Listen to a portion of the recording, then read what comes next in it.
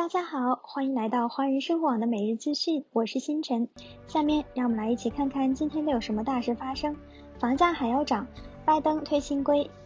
变相禁止房屋指数，直至2022年。地球发怒，风暴掀起6米海浪，至少160多人遇难。下面让我们来看第一条资讯。此前我们已经多次报道了美国如今火爆近乎疯狂的房市，不少冷门地区房价都跟着水涨船高。专家分析，这其中最主要的原因就是市场上房源已经达到了最低点。不过今天总统再推新规，虽然没有直接明指房地产市场，但是该新规也再次间接禁止房屋指数，直至2022年。对于目前还在观望的民众来说，看来市场一时半会儿还无法降温。据报道，贷方和联邦政府在新冠疫情期间推出的暂缓还款和抵押贷款延期计划，惠及了数百万人。但是这些紧急项目将在今年晚些时候到期，消费者金融保护局正在制定新措施，以确保数百万家庭不会被迫丧失抵押品赎回权。抵押贷款银行家协会2020年3月21日当周的数据显示，疫情爆发1年之后，约有250万房主仍在参加某种形式的贷款延期计划。然而 MBA 在其最新的报告中发现，即使有这些计划，目前仍有 5% 的房主拖欠抵押贷款。而随着许多疫情期间的紧急项目在今年6月到期，拖欠抵押贷款的人数可能会呈指数的增加。CEPB 代表主任周一表示，对房屋的紧急保护将在今年晚些时候到期，到秋季大量借款人将需要从他们的服务机构获得援助。CEPB 正在提议修改抵押贷款服务规则，以确保服务方和借款人有工具和时间共同努力，防止可避免的指赎将扰乱人们的生活，让孩子们被迫流离失所，并让那些最无力承担的人承受更多的资本。对此 ，CEPB 提出一项新规，将设立一个临时新冠紧急直属前审查期，从根本上阻挠抵押贷款服务机构在2021年12月31日之前启动止赎程序。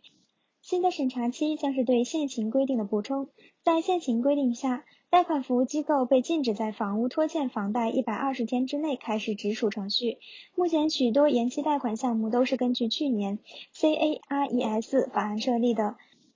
适用于房利美、房地美、联邦住房管理局和住房和城市发展部等机构提供的联邦担保贷款。私人贷款机构和服务机构也建立了自己的贷款延期计划。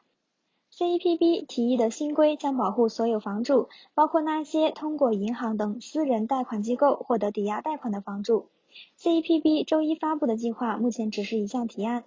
该机构将在5月11日之前征求公众意见，然后发布最终的规定。除了要求抵押贷款服务机构进行审查， CEPB 还提议简化贷款修改流程。在这一程序下，房主通常可以申请降低贷款利率、延长贷款期限或者是减少月供。简化的流程将允许服务机构根据不完整的申请提供一些贷款修改选项。通常情况之下，在服务机构做出决定前，借款人需要提交大量的文件，包括工资单、纳税申报单或者是最近的银行对账单等收入证明。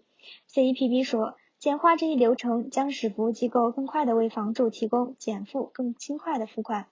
这一简化流程只适用于那些不增加房主月供、不延长抵押贷款期限超过40年，或者是不收取任何费用的贷款修改选项。下面让我们来看下一条资讯。一股热带风暴侵袭印尼和周边地区，掀起6米高的海浪。当地官员周一表示，热带气旋塞罗哈引发的洪灾已经造成印度尼西亚东南部和东帝汶一系列岛屿至少160人丧命，许多人下落不明，数千人流离失所。风暴夹带强风豪雨，对印尼东南部和东帝汶造成许多灾情，许多小社区形成泥巴荒地，树木被连根拔起。路透社报道，印尼灾害防治署表示，在刚过去的周末，风暴带来洪水、山体滑坡和强风，导致印尼西部和东部怒沙登加拉省的几个岛屿上至少有86人死亡，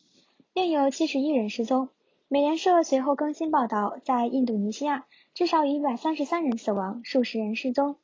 在周一晚些时候，联合新闻发布会上说，救援人员找到了49具尸体，28人重伤。数以万计的房屋和其他设施遭到破坏，风暴引发高达6米的海浪，船舶和摩托艇被击沉。东帝汶首都迪利已经泡在水中，